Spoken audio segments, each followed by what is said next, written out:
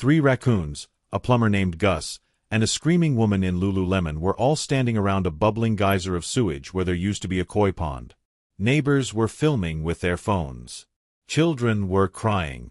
And at the center of it all, Marcia Quibbler, president of the Brierwood Trails HOA, was furiously trying to explain to a city engineer why she had personally ordered a backhoe to pour 3 tons of concrete into a freshwater spring. All because she thought it looked too natural. I am Reed Donnelly, and I moved to Brierwood Trails for peace and privacy. As a 42-year-old freelance book indexer, yes, that is a real job, I liked quiet walks, obscure tea blends, and not being bothered by anyone.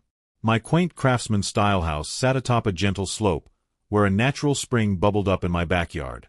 The spring predated the subdivision by over a century, and I had lovingly maintained it with stone borders and native plants.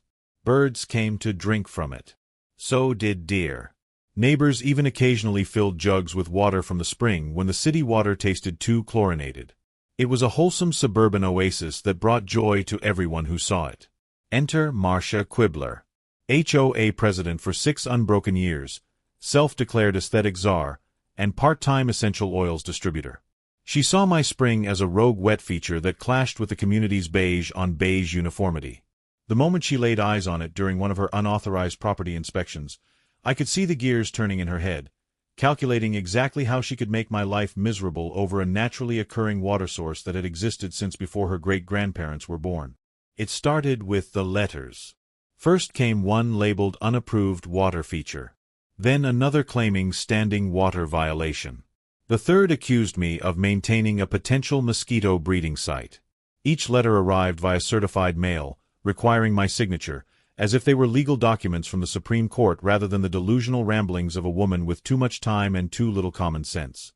I replied politely that the spring was a natural geological formation and not, in fact, a hot tub for insects.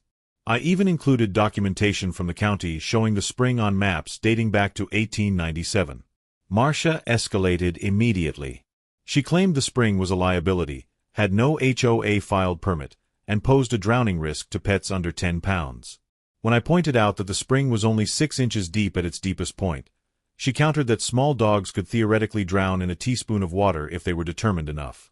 Then came the photos. Marcia was spotted crouching behind my hedges with a clipboard and what appeared to be night vision goggles. My neighbor Janet caught her poking around my backyard at 6 a.m., allegedly measuring the water depth with a novelty yardstick shaped like a flamingo. When I installed a security camera, I captured footage of her photographing my spring from 17 different angles while muttering about property value degradation. Next, I received a $1,300 fine for unauthorized natural resource flow. The invoice was printed on official-looking letterhead that Marcia had clearly designed herself using Microsoft Word. The payment was due within 7 days, or additional penalties would accrue at a rate of $50 per day. I laughed when I read it, thinking surely this had to be a joke. But Marcia was deadly serious about her crusade against my spring. On March 14th, I was inside brewing lavender chai when I heard the unmistakable sound of a concrete truck backing into my driveway. The mechanical whirring and beeping sent me running to the window. By the time I got outside, a crew hired directly by Marcia was already positioning the truck chute over my beautiful spring. "Stop," I yelled, running toward them in my house slippers. "What do you think you are doing on my property?" "HOA orders," one worker shrugged, showing me a work order signed by Marcia herself. "Lady paid us in advance, said you knew we were coming." I frantically called 911 while the concrete began to pour. The dispatcher said it was a civil matter. I called the HOA lawyer, who was conveniently unavailable. I even called Marcia directly, but she let it go to voicemail. Within 20 minutes, my century-old spring was entombed under 3 tons of fast-setting concrete. But Marcia had made a fatal miscalculation. The spring was not just decorative.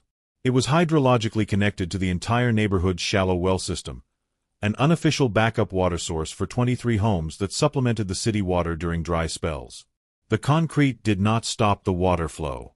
It redirected it underground, creating massive pressure in pipes that were never meant to handle it. Within 48 hours, water pressure dropped to 0 throughout the neighborhood. Faucets sputtered and died. Toilets would not flush. The Hendersons tried to bathe their twin toddlers with bottled water. Old Mr. Chen attempted to water his prized orchids with Diet Coke out of desperation. Someone on Maple Street was spotted trying to do laundry in their swimming pool.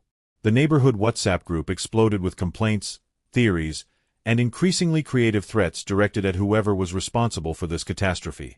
City engineers showed up with clipboards and very serious expressions on their faces. They traced the pressure drop to the sudden illegal redirection of a natural spring that had been documented in their geological surveys for over a century. I, being methodical by nature, had photographic records of the spring's original state, geological surveys from the USGS, and even a notarized map from the County Historical Society labeling the spring as protected under the state's Natural Heritage Act. Marcia tried to bluff when the lead engineer confronted her. She claimed with a straight face that she thought it was a puddle. When he pointed out that puddles do not typically require 3 tons of concrete to fill, she pivoted to claiming it was a safety hazard. When he asked for her environmental impact assessment, she pretended to have a sudden case of laryngitis. The city issued an emergency citation that afternoon.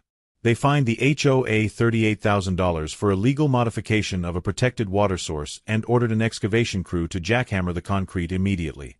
It took 3 days of round-the-clock work. The jackhammering could be heard 6 blocks away.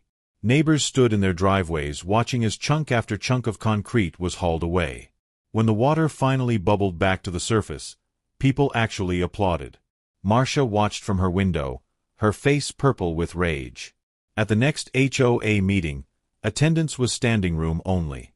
People who had never attended a single meeting in their lives showed up with notebooks and recording devices. I arrived with a manila folder and a portable projector that I borrowed from the library. The meeting was supposed to start with Marcia's usual presentation about lawn height compliance, but I stood up before she could begin. "I have something everyone needs to see," I announced calmly, setting up the projector while Marcia sputtered objections about proper meeting protocol. I played the security footage of Marcia trespassing on my property at various times of day and night. The crowd gasped when they saw her using bolt cutters on my gate at 2 a.m. Then I presented a cease and desist letter from my lawyer, outlining 11 separate violations of state law that Marcia had committed. The room erupted in angry murmurs. Someone yelled that she had almost made them shower with bottled soup. Another person demanded to know who was going to pay their plumbing repair bills. Marcia tried to pivot to discussing mailbox color compliance, but the crowd was having none of it. A recall vote was demanded on the spot. Robert's Rules of Order were invoked by someone who had actually read them. The vote was called. Marcia argued that it was illegal, improper, and invalid. The HOA secretary, who had been quietly keeping recordings of Marcia's various schemes for years, pointed out that according to the bylaws, a recall vote could be called if 75% of attending members agreed. She lost the vote spectacularly. Out of 63 people present, 61 voted for her immediate removal. The 2 supporting votes were from Marcia herself and her cousin Deborah, who owed her money. But then came the real kicker. The HOA treasurer, a mild-mannered accountant named Harold, stood up with a bombshell announcement. The concrete job was not just unauthorized, it had been paid for with HOA emergency funds without board approval, and it voided the HOA's liability insurance. When neighbors discovered this, meaning they were all personally liable for any lawsuits resulting from Marcia's actions, a class action lawsuit emerged faster than Marcia could say curb appeal. I personally filed charges for trespassing, vandalism, and destruction of protected environmental features. The state's Environmental Protection Department filed their own charges for illegal modification of a waterway. The city added charges for causing a public health hazard. 17 neighbors joined a civil suit for property damage caused by the water pressure issues. Marcia was forced to resign from the HOA board immediately. She was fined $22,000 personally for unauthorized environmental tampering. The judge, who happened to be an environmental law specialist, was particularly unimpressed with her puddle defense. He sentenced her to 300 hours of community service, specifically cleaning and maintaining the city's retention ponds and natural springs. The look on her face when he read the sentence was pure shock, her mouth opening and closing like a fish gasping for air, as she realized her reign of HOA terror had finally come to an end.